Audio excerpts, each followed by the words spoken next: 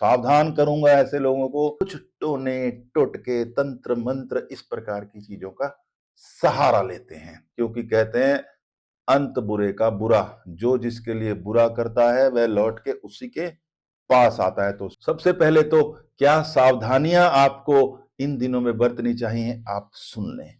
विशेष तौर पर इन दिनों में। नमस्कार दर्शकों, स्वागत है आपका आपके प्रिय चैनल डिवाइन रेमेडीज में। मैं आचार्य नागपाल स्वागत करता हूं आपका। आज चर्चा करेंगे होली। होली का पर्व रंग बिरंगा त्योहार है, ये रंगों का त्योहार है, लेकिन इसके साथ साथ ये आग से खेलने वाला त्योहार भी है। जी हाँ, क्यों मनाई जाती है होली सब जानते हैं। एक राक्षस हिरण्यकश्यप, जिसकी बहन थी होलिका, वह राजा के पुत्र प्रहलाद को अपनी गोद में लेकर बैठ गई थी और आग जलाई गई थी, क्योंकि उसको वरदान था कि अग्नि उसे नहीं जलाएगी और राजा का पुत्र प्रहलाद जल जाएगा। लेकिन ऐसा नहीं हुआ, क्योंकि भगवान विष्णु अपने भक्तों पर जब कृपा करते हैं तो वे उनका पूरी तरह से रक्षण करते हैं। तो भक्त प्रहलाद की रक्षा भगवान विष्णु ने की। क्या हुआ नतीजा? होलिका जल गई, प्रहलाद बच गए। तो ये इस त्योहार के पीछे की कथा है। होली का दहन किया जाता है, फिर धुलंडी वाले दिन रंगों से होली खेली जाती है, ये है। लेकिन इसके पीछे बहुत सारी बातें हैं, बहुत सारी चीजें छिपी हैं। इस होली के त्योहार के साथ जब होलाष्टक लग जाता है 8 दिन पहले, तो बहुत से लोग बहुत सी ऐसी चीजें करते हैं। जैसे कुछ लोग अपने ऊपर कुछ परेशानियां हैं, मान लो उनको कुछ किसी के ऊपर किया कराया है, कुछ इस प्रकार की बाधाएं हैं, वो उन्हें दूर करने के लिए कुछ टोने टोटके तंत्र मंत्र इस प्रकार की चीजों का सहारा लेते हैं और अपनी रक्षा करने के लिए इस प्रकार की कुछ प्रैक्टिसेस करते हैं जिससे दूसरों का नुकसान हो सकता है।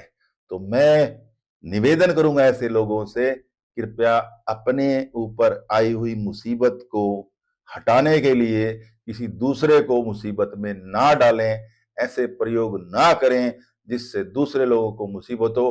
क्योंकि कहते हैं अंत बुरे का बुरा, जो जिसके लिए बुरा करता है वह लौट के उसी के पास आता है। तो सावधान करूंगा ऐसे लोगों को जो दूसरे लोगों के लिए बुरा सोचते हैं या अपनी दुश्मनियां निकालने के लिए उनके लिए कुछ बुरा करते हैं इन विशेष दिनों में।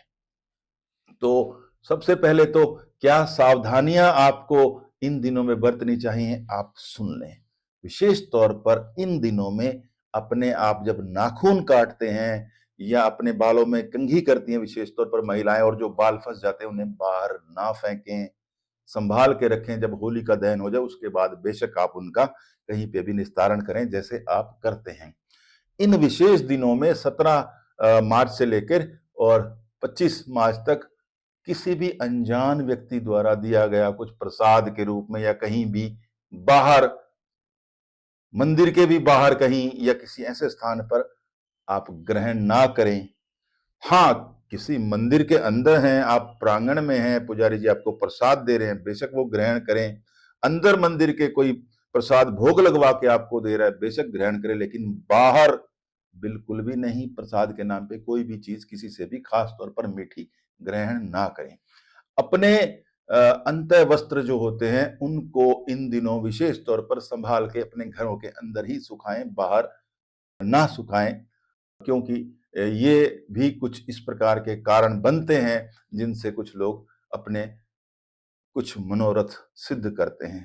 तो इस बात का विशेष तौर पर ध्यान रखें। किसी चौराहे पर, सड़क पर कोई इस प्रकार की चीजें जो कि सामग्रियां होती जैसे सिंदूर है, नींबू है या इस प्रकार की कुछ चीजें पड़ी हुई, तो कृपया उनसे दूरी बनाकर आप चले, उनके ऊपर कोई पैर ना रखें। ये विशेष तौर पर इन दिनों में आप ध्यान रखें।